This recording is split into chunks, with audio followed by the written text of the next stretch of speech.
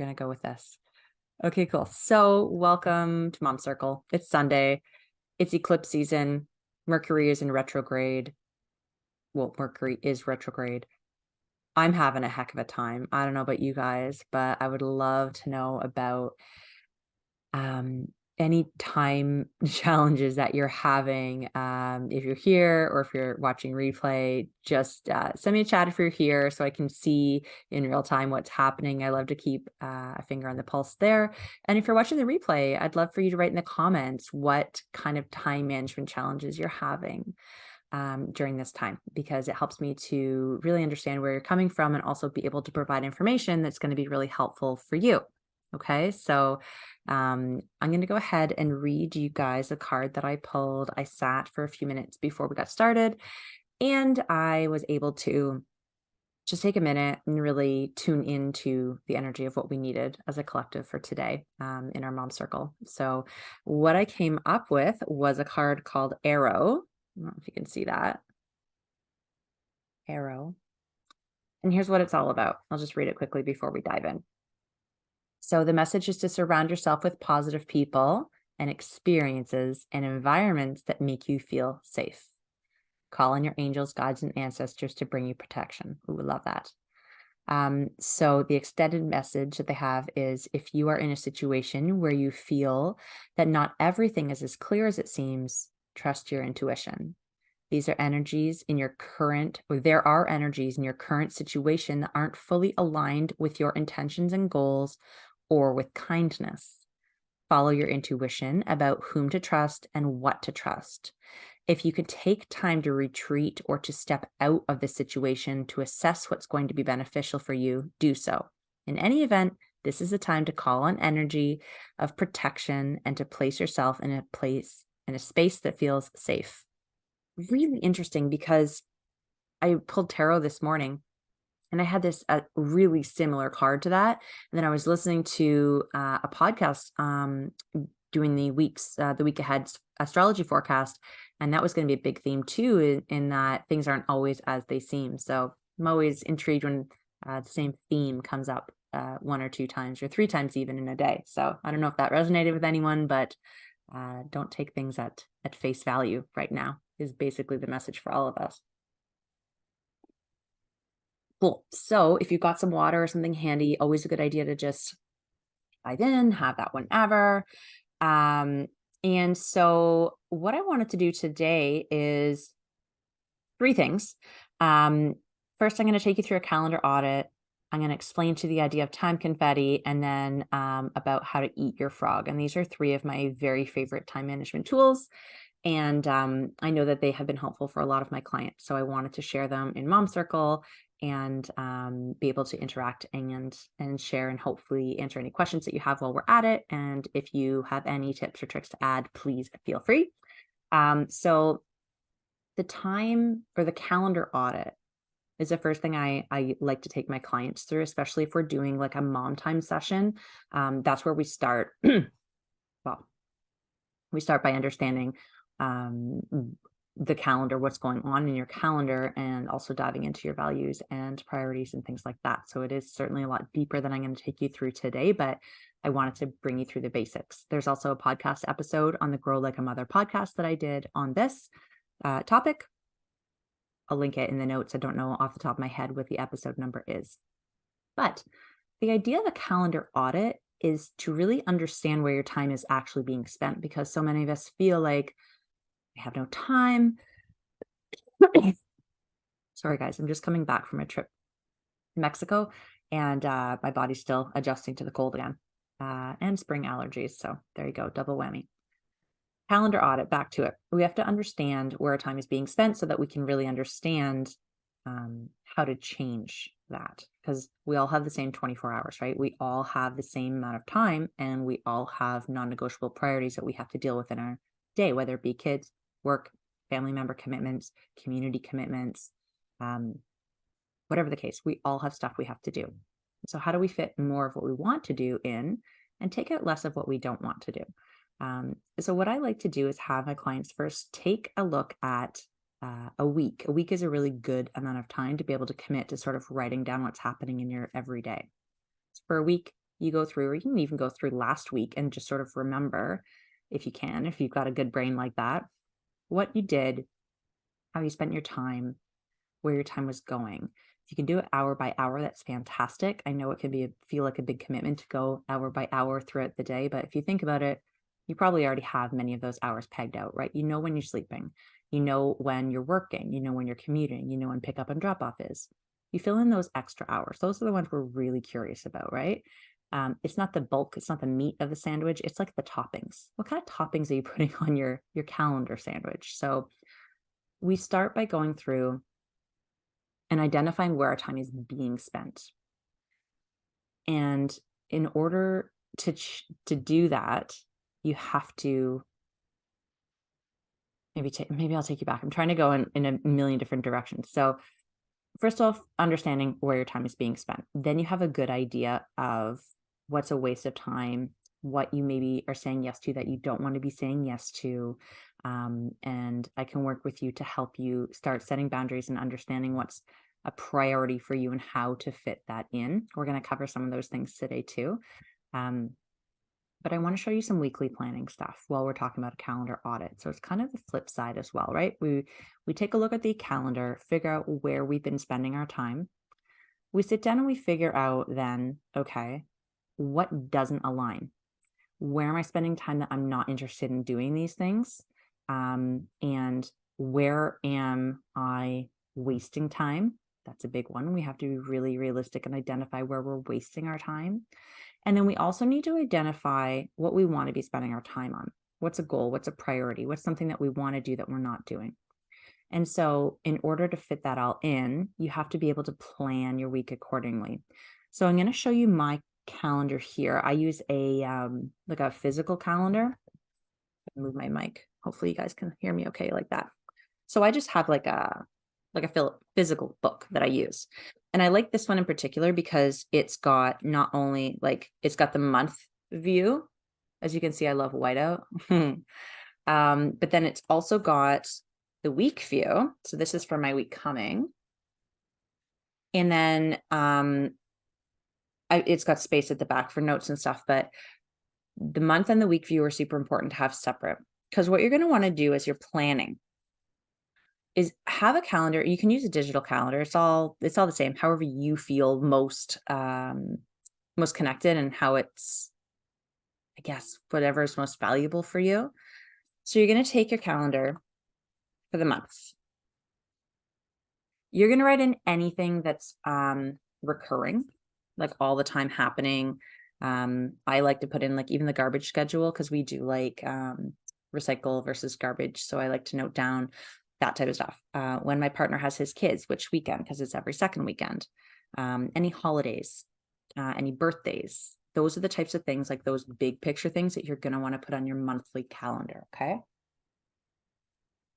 You're going to want to put any doctor's appointments, any anniversaries, anything that you need to be aware of more than a month in advance, basically, is going to go on there. Okay. I also put like the new moon and the full moon, if there's anything like that that you're into, that type of thing.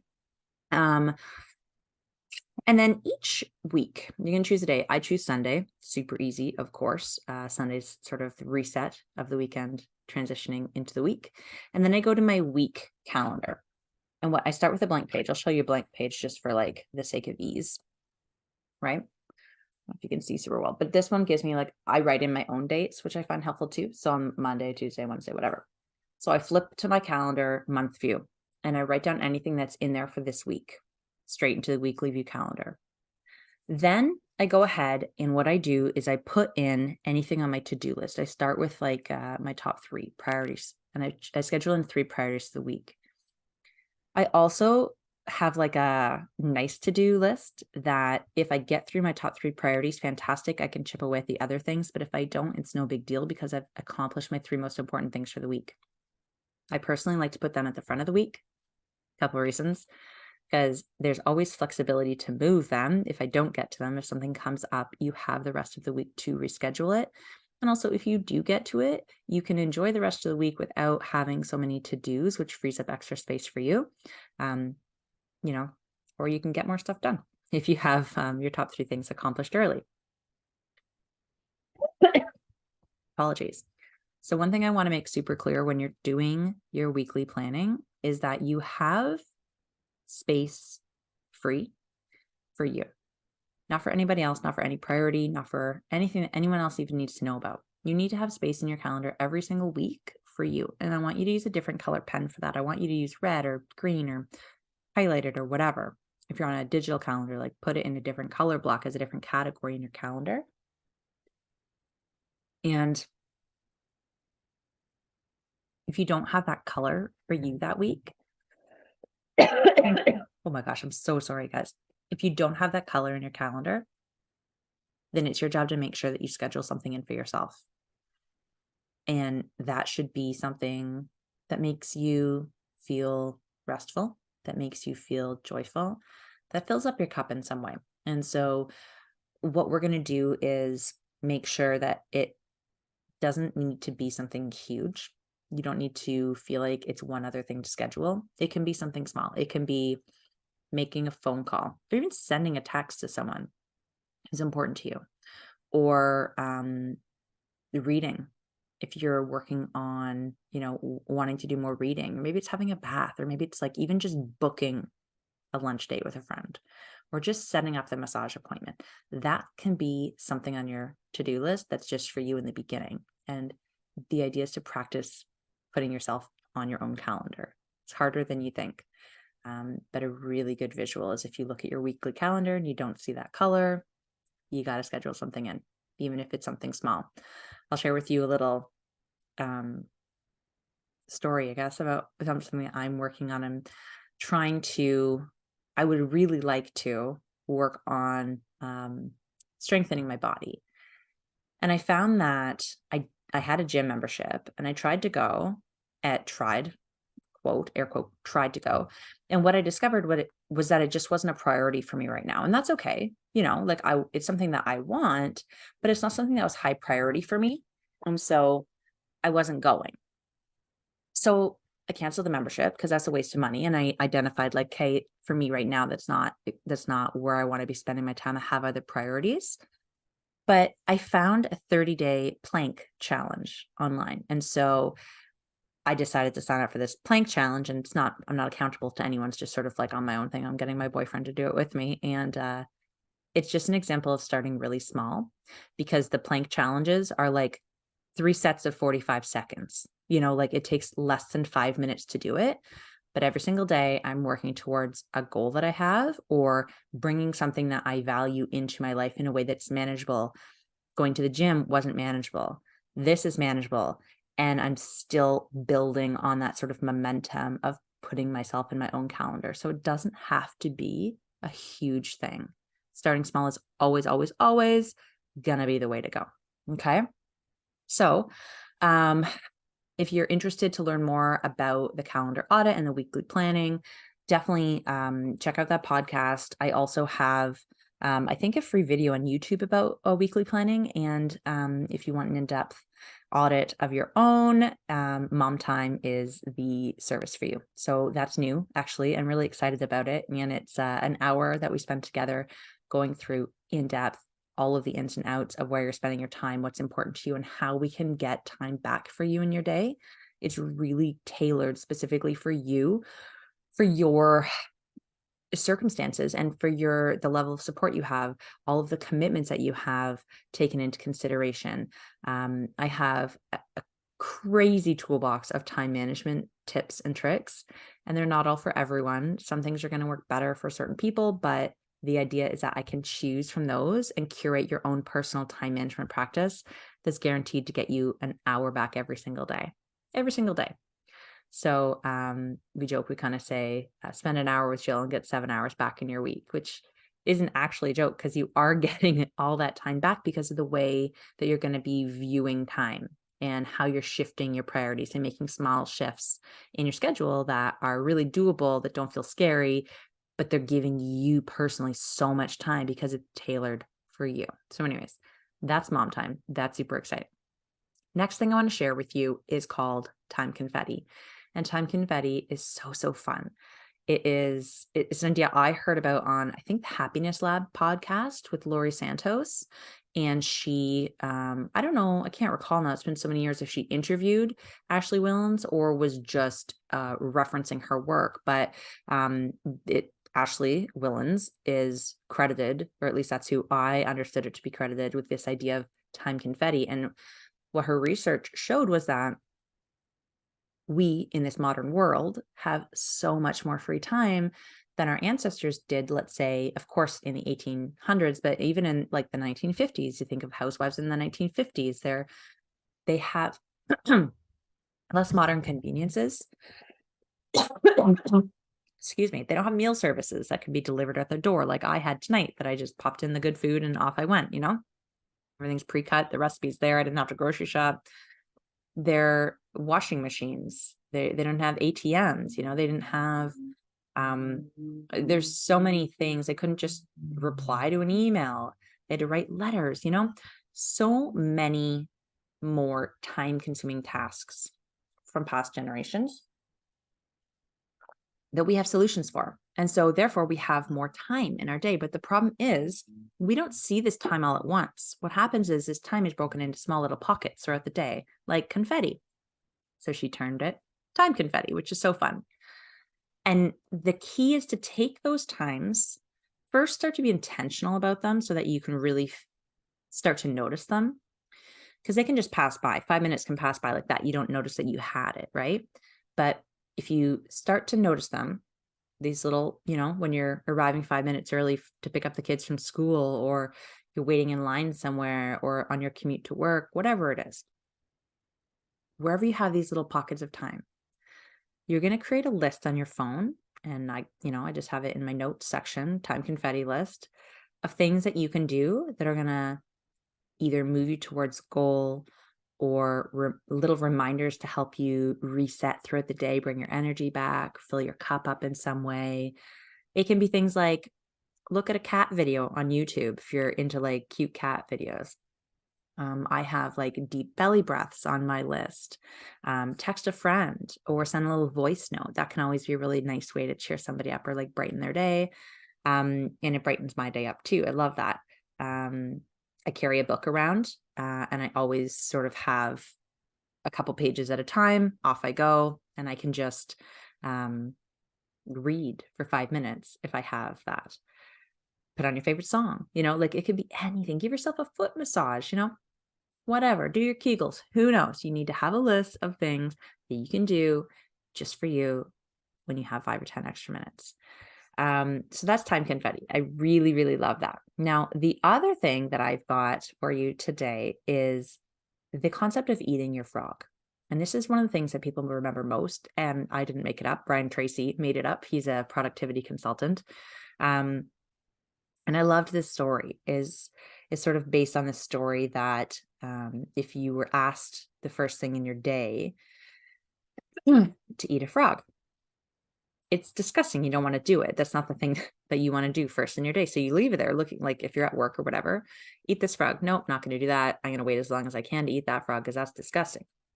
But the frog just sits there on your desk and it gets more disgusting and he gets bigger and grosser and smellier. And you're like, oh, I want to do that even less now, right? But the key to productivity and the key to being able to do more in your day and eliminate procrastination is to eat your frog. Because if you ate that frog first thing, it's going to give you energy. That frog's going to give you the momentum to keep going. And not only that, the biggest, hairiest thing on your list that you didn't want to do, this frog, is done, right? So all that to say, I don't explain the story super well. You can Google it or YouTube it. Like there's this whole little YouTube clip, very cute, Eat Your Frog, Brian Tracy. But the idea is do the hardest thing first, right? Take the thing on your to-do list that you always leave to the next day, that you push to the bottom of the list, and do that thing first before anything else in your day. Because what we tend to do is we tend to cross off the small, easy things first, right? Okay, check the email. Yep, good. I'm going to be, preparing this thing in advance or making this phone call or whatever, the small, easy things. And then we feel like, oh, we're crossing those off the list, right? Or we feel like we're getting a little bit of something done, right? Sometimes we'll put things on our to-do list just to cross them off. And I get that, but that's not productive, right? one of the biggest things you can do to help move your day forward and really make a dent in your to-do list to create time and space for yourself, because you don't have all these to-dos, is to do the hard thing first, right? So I really love that. So I challenge you to try that, because it really makes such a profound, huge difference. Something that just came into my head, of course, that I want to share with you, with regards to productivity and time management is, um, the lie of multitasking.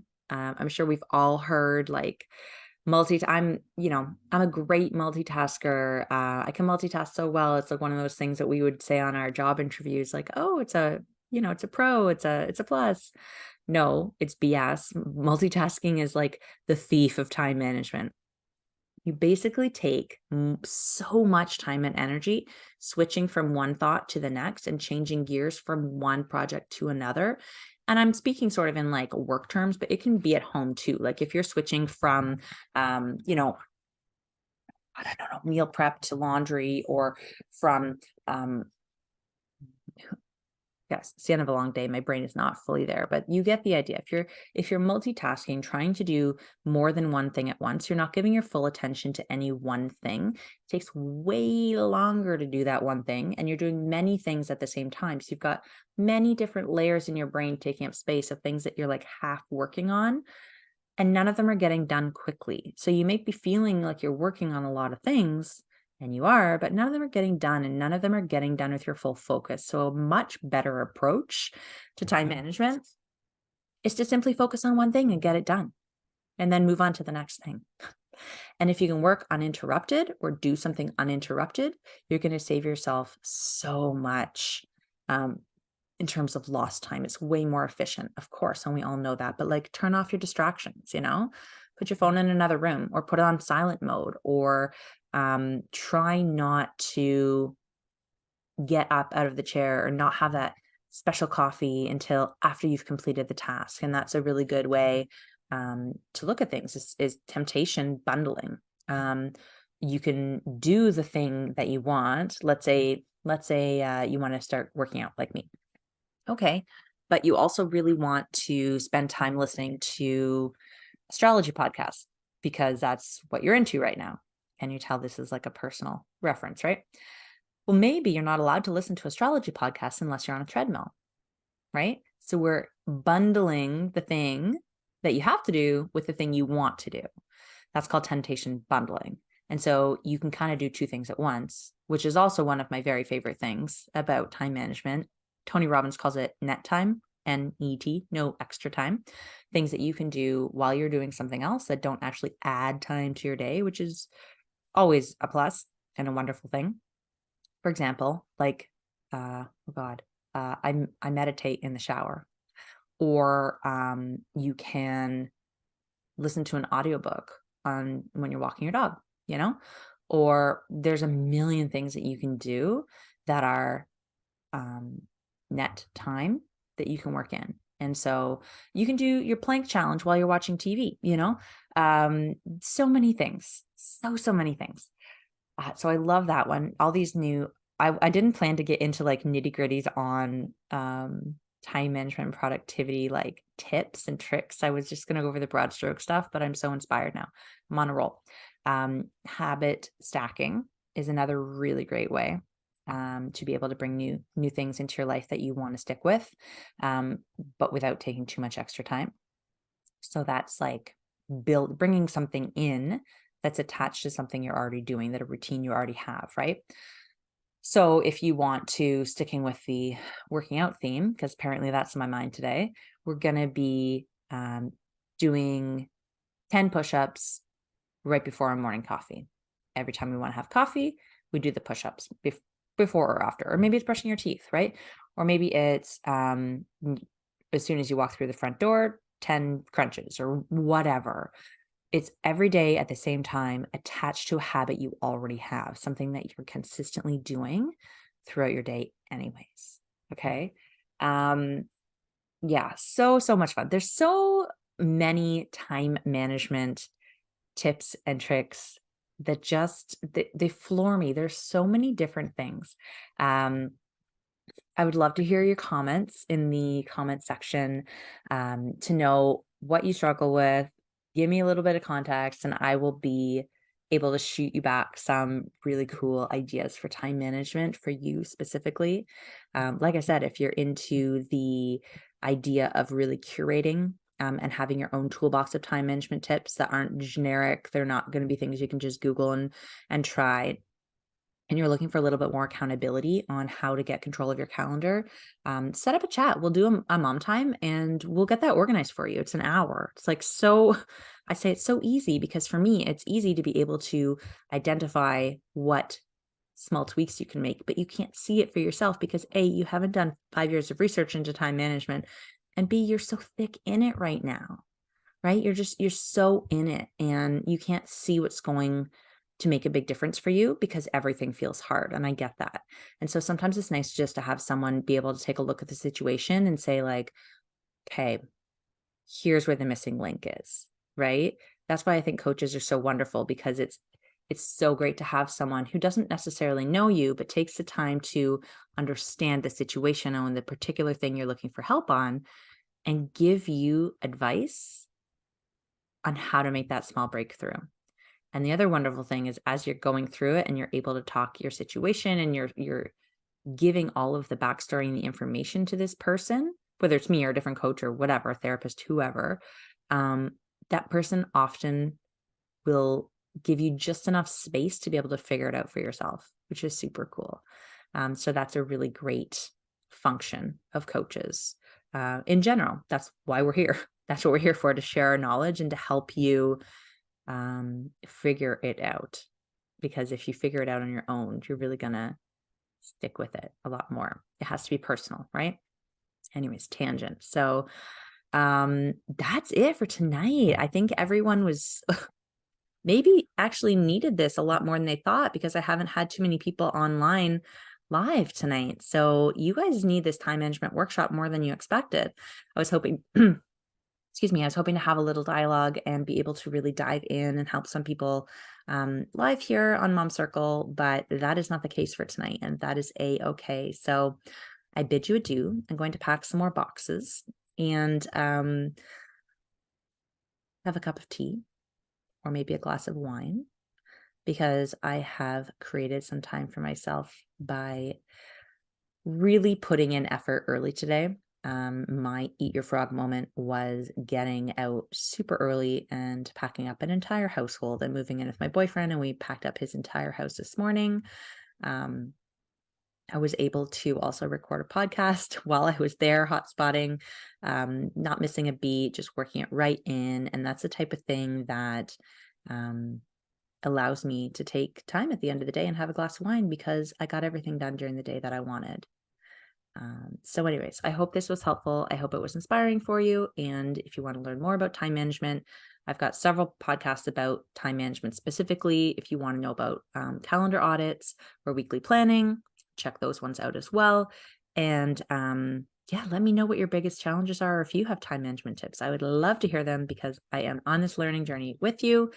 And I just loved learning, because I am very much just a conduit for information. I learn and then I share it with you in a way that is really accessible for working moms. So happy Sunday, and tune in next month. I haven't decided yet what the topic will be, but we have a mom circle every single month. It is always free.